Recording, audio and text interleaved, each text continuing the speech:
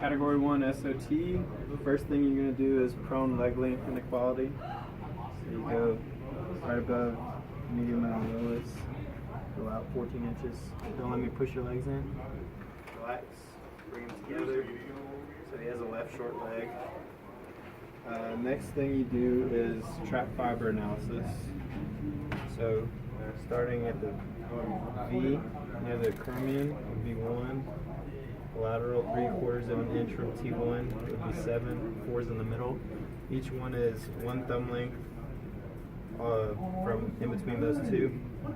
So you palpate the most tender nodule, and then that would correlate with the trap fiber analysis chart. So for instance, if it was T1, it correlates with C1. And you would just palpate the tendon spinous processes and then adjust accordingly. Next, we'll do heel tension test. So you could do bilateral, just pulling, making it dorsiflex like this, or you can do 2 hands on one. I like to do bilateral. And I'm feeling for which heel has more tension, which he has left heel tension, which usually does correlate with the short leg.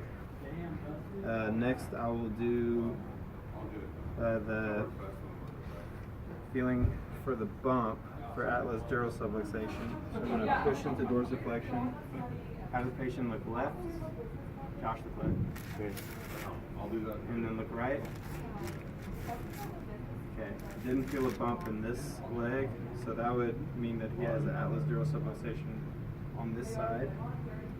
So first thing I'm going to do, go above the ankle, traction the long leg, have the patient hold the table, do 10 seconds, and then release, and then I'd go to the short leg side, have the patient look left and right as I traction for 10 seconds, and then release, and then I would do both legs, have the patient look to the side of dural subluxation, which would be left, traction 10 seconds, and release.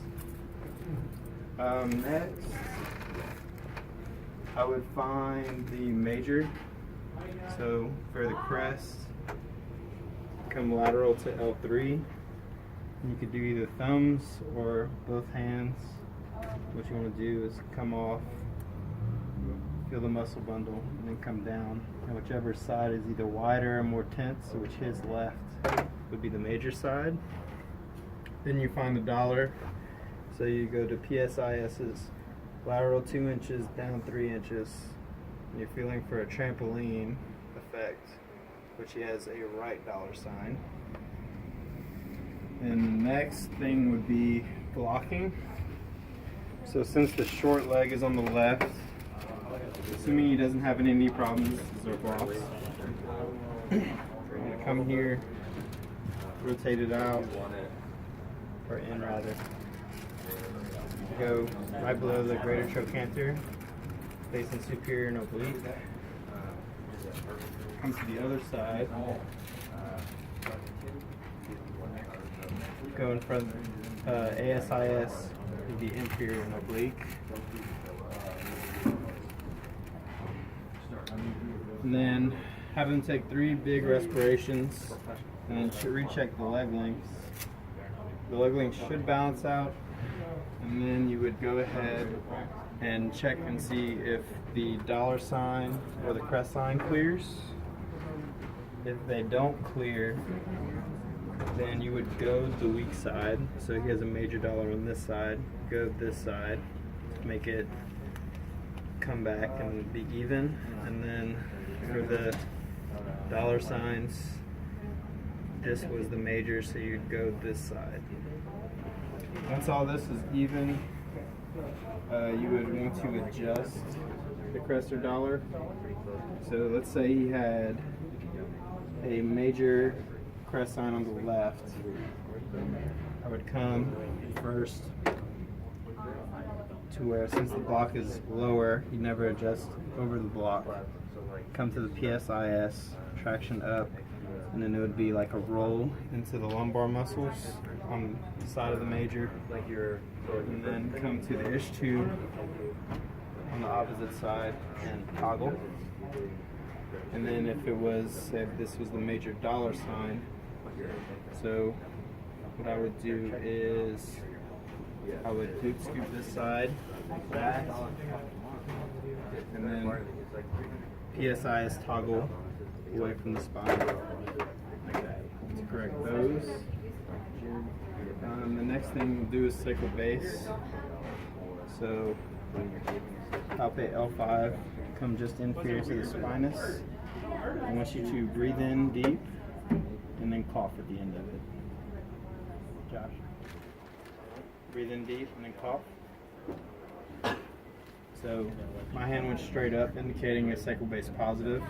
If it would have went forward, that would have been negative, and if it would have went kind of like a 45, that would have been neutral. Since he's a sacral base positive, palpate the sacral apex, have him breathe in and apply pressure, and then when he breathes out, let go. And do this about 3 or 4 times. If it was a sacral base negative, come to the sacral base, have him breathe in, and then whenever he exhales, I would push down. Do that 3 or 4 times, and if it was neutral, when he breathes in, apply pressure here. When he breathes out, apply pressure in the sacral base 3 or 4 times. What this makes happen is it finds these atlas dural subluxations in the spine, creates a vasomotor pump, and he would have redness somewhere reproducing where they would be. So let's say he had it at T1. I would come underneath the spinous at T1 and go to the correlating cervical, so it would be C1. Have him breathe in, and as he breathes out, pushing superior on the spinous until I feel his neck right here get a little sweaty. Once I feel that, I'd come in, traction, come with a knife edge, and just adjust it down. And since he was sacral base positive, he would breathe in, and then on breathe out, I would adjust. If he was a negative, it would be breathe in, breathe out, and whenever he breathes in again, adjust. And if it was neutral, you just adjust anytime. Once this is done, you pull the blocks, and you're finished.